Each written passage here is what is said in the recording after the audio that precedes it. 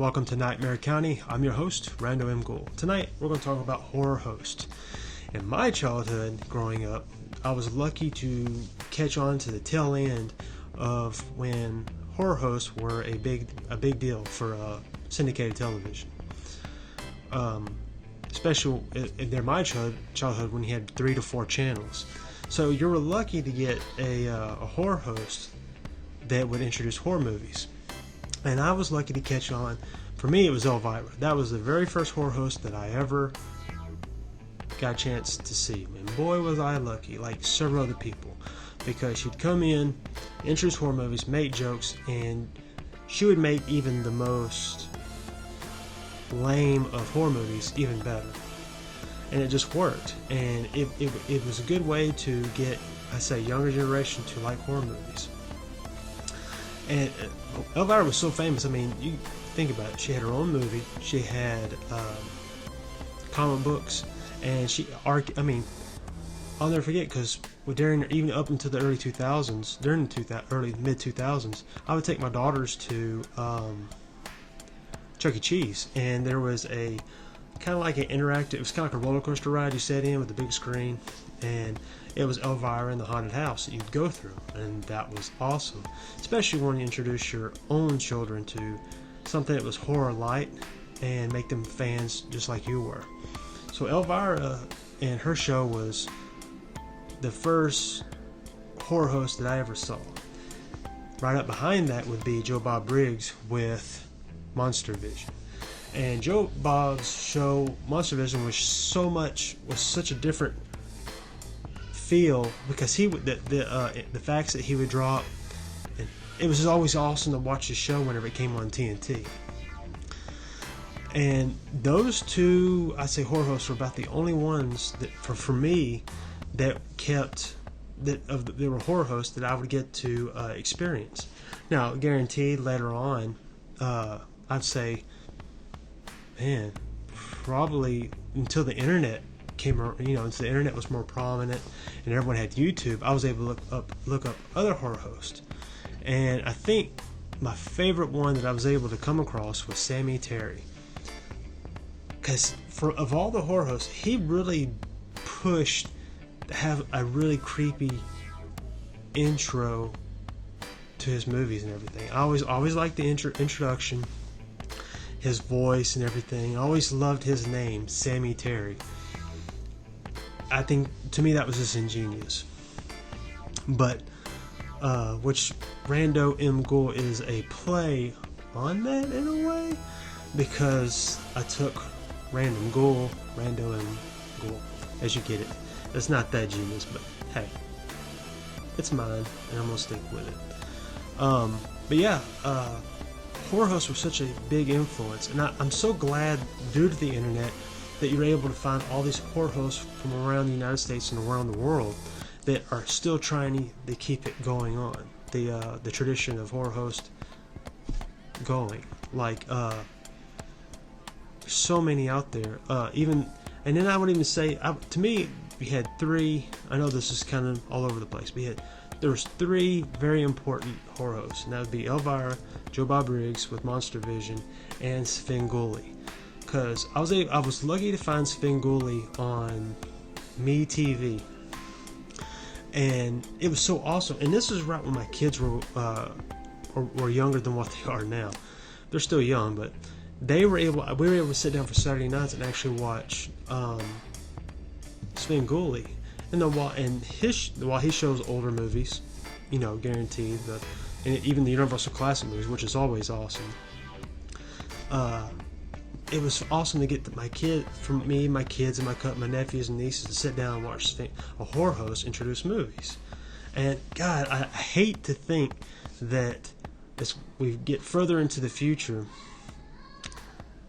I hope the horror hosts never die out. I hope there's always someone who dresses up, gets in character, who gets in front of creates their own channel, like on YouTube, which, thank God, that's what YouTube. One of the best things about YouTube. They get out there and they create a character, and they're able to draw in fans. They can kind of keep this tradition going of horror hosts introducing horror movies to a younger crowd. Or I say younger crowd because you really don't need the older crowd, such as me and a few years below me and above me, we don't need to be influenced. We already love horror for everything that it is.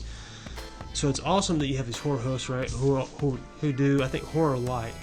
They make it creepy enough just to not scare away kids, but to scare them enough and to make them curious and bring them in. That's what's awesome about horror hosts, and I'm hoping that it's a tradition that never goes away. I'm constantly always trying to introduce people to old horror hosts, as well as the ones that I grew up with, because they add such a fun element to a Saturday night that is just, it's memorable, and it's something, like I said, it's something that'll never be forgotten, especially not for me. I'm always thankful for being able to grow up in a time where Elvira and Joe Bob Briggs were pretty dominant when it came to horror host. Joe Bob more so because being from Texas, he's from the head show is based in Texas, or he's from Texas, and that was always another awesome element.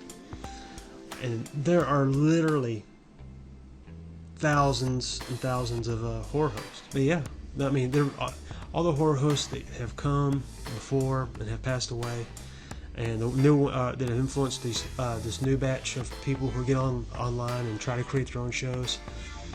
Seek them out. Try to get out there and look up horror hosts. And if you find, there's always going to be one that will click all the boxes for you and help you enjoy horror movies just as well.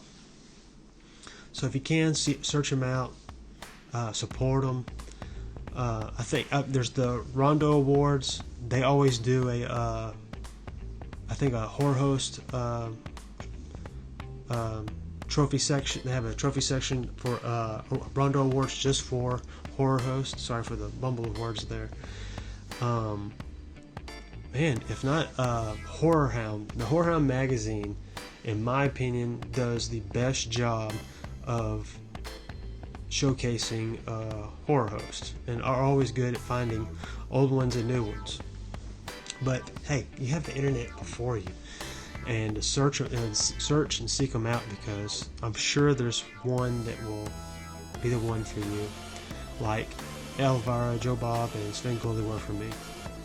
And if Joe Bob, he has a show, The Last Drive-In. He still does it with Shudder. If you don't have Shudder, I highly recommend you getting the app. And it's not an expensive purchase. It's another streaming service, but hey, you get a bunch of horror movies and TV shows, and you get Joe Bob Briggs with The Last Drive-In. What's more awesome than that? And every Friday, actually today, you have more shows he's putting out, and then I think next Friday as well. He does 2 shows, I think, every time. But and then you got Sven Gulli, who still does stuff on Saturday nights. Now there are other horror hosts who still do stuff for local television stations and stuff. A few years ago, Halloween Harvey was one for a TV station in East Texas. And he was pretty awesome. He was fun. Like I said, you just got to seek them out, because they are everywhere. And with YouTube and internet, you'll be able to find them. So this was a short video. I want to talk about horror hosts. First, the second thing was, I get asked, what are some good books on horror movies that I would tell people that they need to seek out and find and read about to get more knowledge about horror movies. The first book that I would ever tell anyone is a book called Creature Features by John Stanley. Now this book has been read to death. I got this on my 18th summer, when I was 18, there in the summer, on a trip to Colorado. And I've had this book, as you can tell, it has been, the only thing holding this book together is duct tape. And a lot more tape. It's almost laminated to the point that it won't fall apart.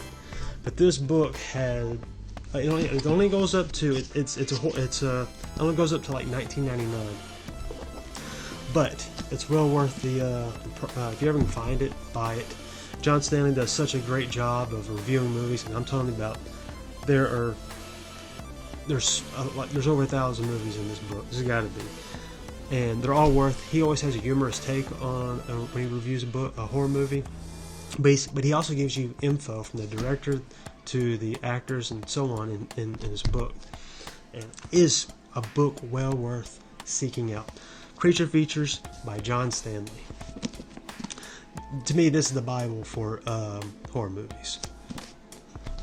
The second book I would say Dr. A.C. Presents Hidden Horror, because this book, it does a good job of, it gives you 101 underrated and overlooked fright flicks, which that's what it says on the cover. But it does a good job of, like, even though with a book like Creature Features, it does not, it's so much that it can be kind of overwhelming in seeking out horror movies. Hidden Horror does a fantastic job of giving you 101 films that you might not have heard of or have ever thought of giving a chance to watch. And it does a good review, tells you a little bit about the movie and everything. And whoever, I honestly believe it's well worth seeking out as well. Hidden Horror, it's awesome. Like I said, this is like Creature Features is another book that I would say is well worth buying. Now, this other book's kind of a cheat because I am a huge Vincent Price fan, but of all the books that I have found on his movies, I say Vincent Price, The Art of Fear, is probably one of the best ones, because it doesn't touch off on all of Vincent Price's films. It touches on mainly his sci-fi and horror genre era of films, because Vincent Price made a lot more than just horror movies. He made westerns, and he was in western. He made a lot of TV appearances. So, if you ever get a chance and you can find this book, Vincent Price, The Art of Fear, and you are a Vincent Price fan, I highly recommend getting that book. It's awesome. Now, for my favorite genre of films, this has got to be, and there's an updated version of this. I was told there was an updated version of this. I would say, when it comes to slasher movies, this bad boy right here cannot be beat. It is the best book on slasher movies that I have ever read and reread and reread and reread. We're talking about everything from the Giallo. You have to excuse me if I mispronunciate. From the 60s, 70s, on up to today. And I don't know. I mean, if you even have are curious about slasher movies, I would say this is well worth purchasing, especially with from Psycho to Torso, Peeping Tom, Black Christmas, Halloween, Friday the 13th, and even some of those not so great 80s slasher movies that were still fun, but they're not as well remembered as the like Halloween and such. Awesome book. So if you can, find the slasher movie book, and if you can find the newer version, I would say get that one over this one. I don't know if it's any different. I haven't read enough up on it yet, but I would get the newer version because it's probably more updated, or it might not be. I don't know. So that's something maybe I'll have to research and do a better job on. Anyways, moving on. I've mentioned this book before. It is there are several books based on Universal Monster movies, and there's even one on the Hammer horror films era that I would say that you need to seek out. I don't have that one because of the price tag on it. I'm not a guy that actually spends a lot of money on. I'm not going to spend $50 on a book. I'm sorry, that's just not me. Call me cheap. I don't care. But I bargain hunt. I look for books in flea markets and stuff like that. And I was lucky enough to find this book in a flea market for like $12. But you're not going to find this book unless you're lucky, for $12 anywhere. Universal Monsters: A Legacy of Horror by Michael Mallory is such an awesome book because it touches on the very beginning of Universal horror films up until it pretty much it became Universal Horror Films, since Universal put out the Hammer films with Dracula and everything. I would say it is, without a doubt, one of the best books. This pretty much covers it touches on some of the Universal it touches off on the major Universal actors, even the not so famous, like I mentioned several videos already, like George Zuko. And this book made me appreciate the other actors even more so from the Universal horror movie catalog.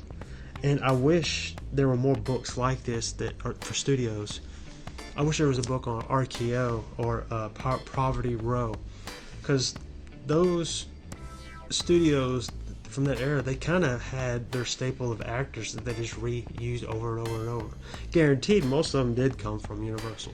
It does touch on some of the Hammer horror films very, very lightly. Like I said, I would totally seek this out. It's it's worth the price if you're willing to pay the price. That makes sense. But I was lucky. I was lucky to find it like I did, and in good condition and everything. And I've read it so many times. I have several Universal Monster books, but this is the best one. And I would seek out the Hammer Horror Films book as well. But yes, those are 5 books that I would highly recommend for the horror movie fan, from slashers, classic monster movies, Vincent Price, and a book that just pretty much covers every horror film that was released from the silent era up until 1999. That not all of them, mind you, but most of the ones that even were released through Poverty Row. Some of the little I would say a lot of the movies you find in the dollar bin, like a Walmart or wherever, and they're films you've never heard of, or they're open to public domain. So it kind of Creature Fears by John Stanley does cover a lot of those. I mean, everything. Now I know there are other books out there, but these are the major ones that I would highly recommend in anyone purchasing and reading. But I mean, for even the most basic of horror movie fans. But that's all. Like I said, I hope you enjoy this video about Horror Host and horror books that I recommend. And if you have a favorite horror host, leave a comment down in the section below and tell me why this person was your favorite horror host, and how old you were when you first came across your favorite horror host. I always like hearing those stories, and I always enjoy finding other people that came across them the same way that I did. Or if you even came across them on YouTube, tell me about it. I'll love to hear it. And if you have any books based on horror movies or anything that you would like for me to read, leave a comment below, or hit me up on Instagram or Facebook. Just look up Nightmare County, because I'm always open to read more books, as well as find more horror hosts that I might not have heard of, that you might have been a fan of your entire life. Follow me on Instagram and Facebook. Hit the subscribe button if you already haven't done it yet, and hit that like button, because I would appreciate it. But you don't got to. You don't even have to like this video. You can leave mean comments if you want to. It doesn't matter to me. But I'll have I was going to say, I think I'll have my Edgar Allan Poe. I was supposed to do Edgar Allan Poe Thursdays, but on that video I had a ton of mic issues where it kept on stuttering my words and everything. I'm still trying to get that. I'm going to have to do a new video, but the thing is, with that video, it was very visual, so it was it's a downer. But anyways, I'll be back with a new video pretty soon, and I should have one covering Mortal Kombat coming up. But like I said, I want to thank you, and don't be a stranger and tune in.